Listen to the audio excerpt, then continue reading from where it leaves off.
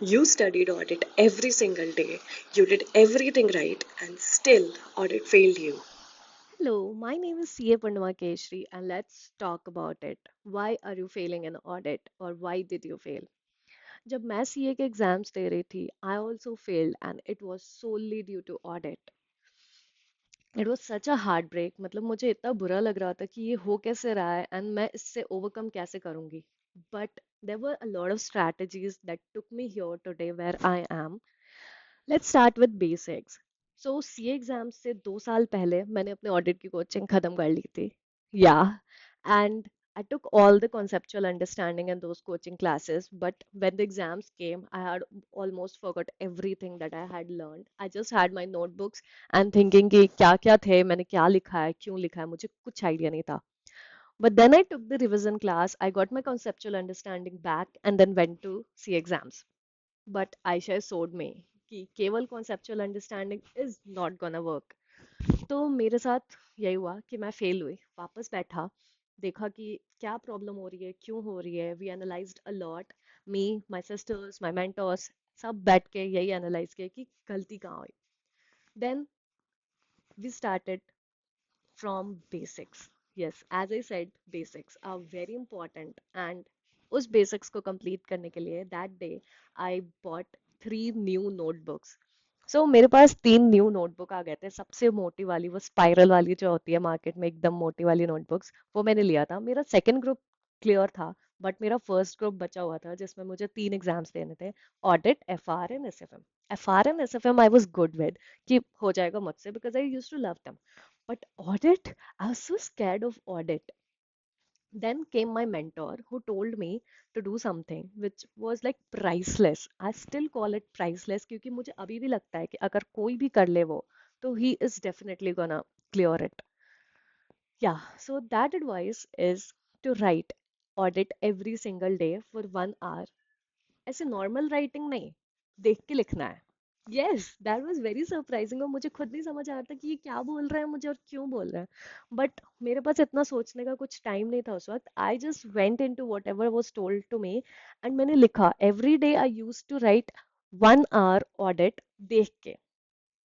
ठीक है, तो I started with 1 hour timer, जिसमें मैं लिखना स्टार्ट करती थी. मेरा क्वेश्चन बैंक मेरे पास रेडी होता था.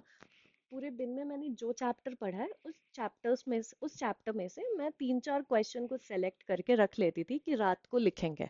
एंड रात में मुझे कुछ नहीं सोचना होता था, मैं बस टाइमर ऑन करती थी और लिखना शुरू कर देती थी. अब इस लिखने के पीछे क्या था, I tell you the impact of it. इसका इम्पैक्ट इतना ज़्यादा अच्छा था कि मैं जो भी लिख रही थी वो सबकॉन्शियसली मेरे दिमाग में गया. पहले तो मैंने पूरे दिन वो पढ़ाई की, फिर रात में मैंने उसको राइटिंग में लिख लिया. भले देख देख के लिखा, इट डजेंट मैटर, बट मैंने लिखा. And on top of it, मैंने कैसे लिखा, मैंने देख के लिखा, तो पता है क्या हुआ. I wrote it in the format which ICI wants, because my question bank consisted of all those questions which were asked by ICI and the answers suggested by us ICI. All RTP, MTP, सब कुछ था. past year papers थे उस question bank में. Almost every question bank of audit now includes every all of those things. So basically I was writing ICI का format and ICI के answers देख देख के, जो सबकॉन्शियसली मेरे दिमाग में जा रहा था. एक्चुअली हम जब कॉन्सेप्चुअल अंडरस्टैंडिंग एग्जाम में लेके जाते हैं, हम कोई क्वेश्चन पूछ पढ़ते हैं और उसका आंसर अपने कॉन्सेप्ट के अकॉर्डिंग लिखते हैं. हमने ये क्लॉज पढ़ा और हम उस क्लॉज को लिख के आ गए, ना हमने उसका ऊपर का लिखा ना नीचे का लिखा. बस एक तो लेट होता ही रहता है, इतना बड़ा क्वेश्चन पेपर होता है, 3 घंटे लगते हैं, कैसे निकल गए कुछ पता नहीं चलता है. सो दैट हेल्प मी कि मुझे लिखना है, मुझे फॉर्मेट में लिखना है, मुझे आदत हो गई फॉर्मेट में लिखने की. So that was the one thing that I did differently.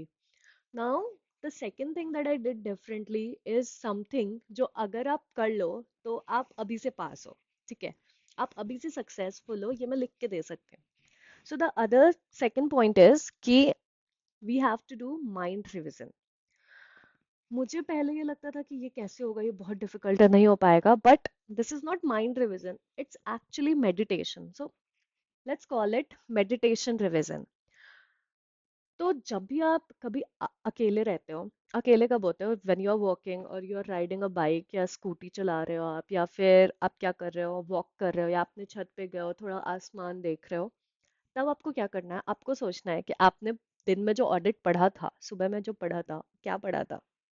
So there will be days कि मुझे ये भी नहीं याद आ रहा कि मैंने चैप्टर कौन सा पढ़ा था भाई। मुझे ये भी नहीं याद आ रहा है कि अच्छा यही वाला चैप्टर पढ़ा था, पीएसयू पढ़ा था या फिर ऑटोमेटेड एनवायरनमेंट पढ़ा था या कौन सा चैप्टर ऐसे पढ़ा था। कुछ नहीं याद आ रहा है। बट जब आप ये करना शुरू करोगे, शुरू में थोड़ी दिक्कत होगी, but eventually you will see that you are able to recall everything. Now, how to recall this? There is a way of it. So, first of all, पहले आप याद करो आप चैप्टर कौन सा कर रहे थे. Yes, that is very important. Then, within that chapter, what are the topics? क्या क्या टॉपिक्स हैं उन टॉपिक्स में. चलो there are 4 topics in that chapter. ठीक है. इन within that 4 topics, what all things are there, why I am studying those things. मतलब कुछ different होगा उसमें. अगर मैं फॉर एग्जाम्पल कोई स्पेसिफिक स्पेशल ऑडिट पढ़े हो तो उसमें कुछ तो डिफरेंट होगा, तभी तो मैं स्पेशल ऑडिट वो पढ़ रही हूँ, तभी वो चैप्टर बना है. अगर कोई ऐसे पढ़ रही हूँ तो उस ऐसे में कुछ तो अलग बोल रहे होंगे, तभी तो वो ऐसे पढ़ रही हूँ मैं. So just telling your self कि दिमाग में कि अच्छा ये था इसमें, और इससे ये क्वेश्चन बन के आता है. तो आपको आंसर पे उतना फोकस नहीं करना, बट आपको बस ये देखना है कि चैप्टर में था क्या. बस you have to remember that कि what was in the chapter, उसमें क्या क्वेश्चन बनते हैं, और आईसीए ने क्या उसमें ऐसा क्वेश्चन पूछा है कि बच्चे हिल गए थे पिछले एग्जाम में. आप बस ये याद रखो.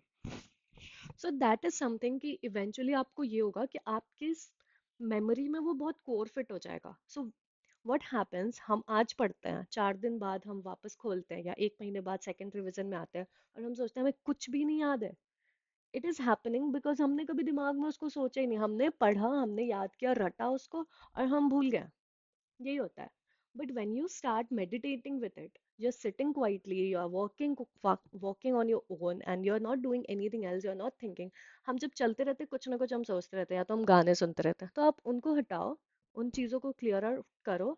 आप एक चीज़ पे फोकस करो कि आपके दिमाग में आपने जो डाला था वो क्या डाला था. यू नो व्हाट हैपेंस, आप जब याद करो कि आपको 3 टॉपिक याद है, 4th टॉपिक आपको याद ही नहीं आएगा. The thing is, this is natural, and if that is happening, you're on the right track. When this happens, just don't go into your books and peep कि क्या है, क्या था, क्या नहीं था. Live with it, stay there.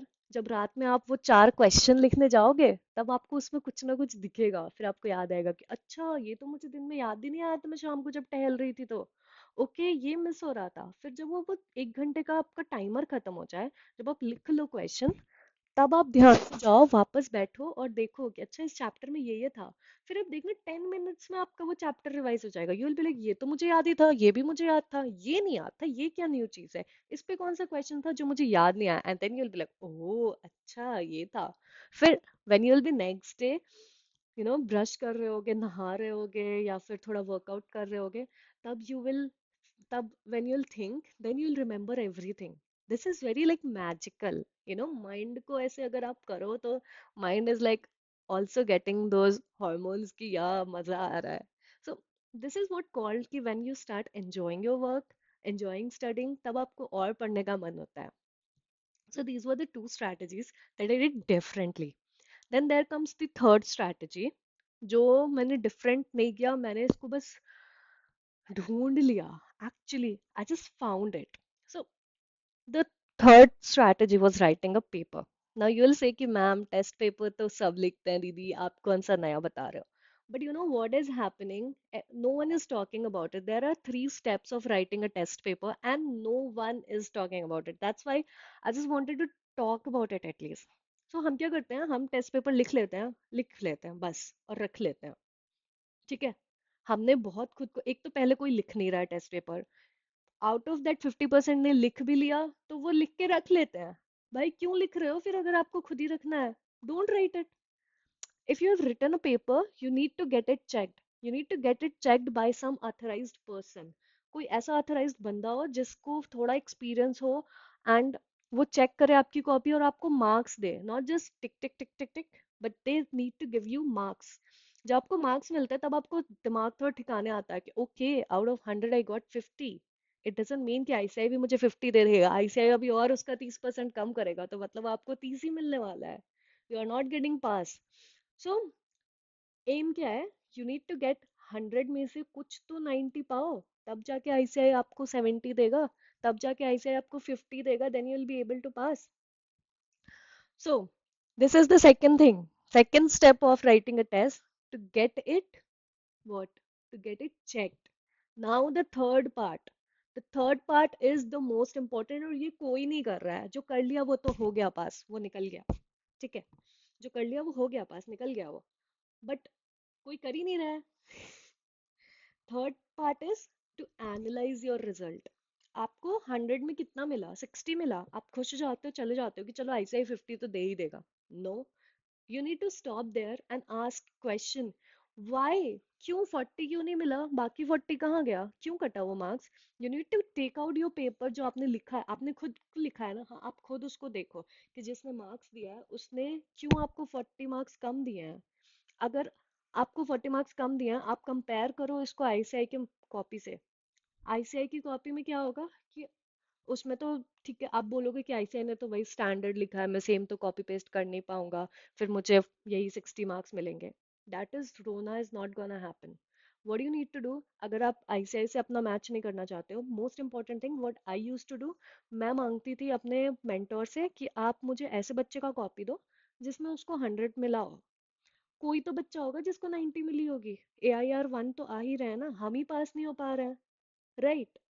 तो आप लो AIR 1 की कॉपी, मैच करो अपनी कॉपी से, उसके आंसर्स देखो, अपने आंसर्स देखो. अगर कोई बंदा 100 में से 90 मार्क्स पा सकता है, they are getting 95 in test, तो मैं क्यों नहीं पा सकती हूँ? आप क्यों नहीं पा सकते हो? आप मैच करो अपनी कॉपी उनकी कॉपी और देखो कि वो जो 40 का ब्रिज है वो किस चीज़ का है. अगले एग्जाम में आप भी लिखो, फिर मैच करो. क्या पता कभी हाईएस्ट मार्क्स आपके भी हो और आपकी कॉपी सर्कुलेट हो रही हो बाकी टेस्ट लिखने वालों में, और फिर वो लोग कंपेयर कर रहे हो आपसे. कभी ऐसा भी तो हो कि बस आप ही कंपेयर करोगे, right? So compare that and check कि आईसीआई मार्क्स, आईसीआई छोड़ो, आपका मेंटोर आपका मार्क्स कहाँ कट कर रहा है, आपका जो पेपर चेक कर रहा है, टेस्ट चेक कर रहा है, वो कहाँ आपके मार्क्स कट कर रहा है. If you are getting 70 also, 30 marks तो आपके कट गए. कहाँ कटे? आप चेक करो वो, और जो भी ब्रिज बन रही है उसको फिलफिल करो. नेक्स्ट मैच नेक्स्ट टेस्ट में आप उसको कंप्लीट करो, right? You need to complete that. You know what? When you will start getting 90 plus 90 plus marks आपके जब टेस्ट में आने लगेंगे, देन आपके अंदर जो कॉन्फिडेंस बूस्ट होगा, आप एग्जाम हॉल में भी you will get go with so much of confidence. और जब वापस भी आप बाहर आओगे तो भी आपका कॉन्फिडेंस इस नेक्स्ट लेवल पे होगा कि I am not coming back to write this exam again to ICI. क्योंकि आप टेस्ट में ही इतने एग्जाम्स लिख चुके हो, इतनी बार अपनी कॉपी खुद चेक कर चुके हो, अपनी कॉपी कंपेयर कर चुके हो कि आपको 100 क्यों नहीं मिल रहा है. Just think, just think about it कि how much more marks you'll get. So अगर आप बिना कंपेयर किए अपना ब्रिज वो गैप कंप्लीट ही नहीं करोगे तो आप रह जाओगे फिर वो मार्क्स से, टेस्ट लिखने का भी कोई फायदा नहीं है. The real profit is there. मैंने ये टेस्ट लिखा है और मैंने बहुत अच्छे मार्क्स में आया, मैंने FR SFM मैंने सब में ये किया था, and I really got very good marks in those. And audit तो मैं पास हो गई थी. I was very happy. And I am telling you, आप अगर ये 3 simple strategy, the first one I revise, आपको लिखना है, राइटिंग प्रैक्टिस देख के लिखो, कैसे भी लिखो, टेस्ट लिखो, चलेगा. Anything you just need to write. Mind revision, that is called meditation revision. अगर आप उठते बैठते सोते जागते अगर आप बता दे रहे हो कि आईसीआई की बुक में है क्या, आईसीआई कैसे क्वेश्चन पूछ सकता है, आईसीआई क्या कर सकता है क्या नहीं कर सकता है उस चैप्टर में, then आपसे अच्छा किसको पता है, फिर आप तो पास हो रहे हो. The third is check your answer, compare your answers with the best answers available in the market. जब आप compare करते हो, जब आप check करते हो, तो आप उस bridge को complete करते हो, and then you get the best for you. This is it for today's videos. Let me know if you want to talk about any other subject or any other topic. I will be there for you. Thank you.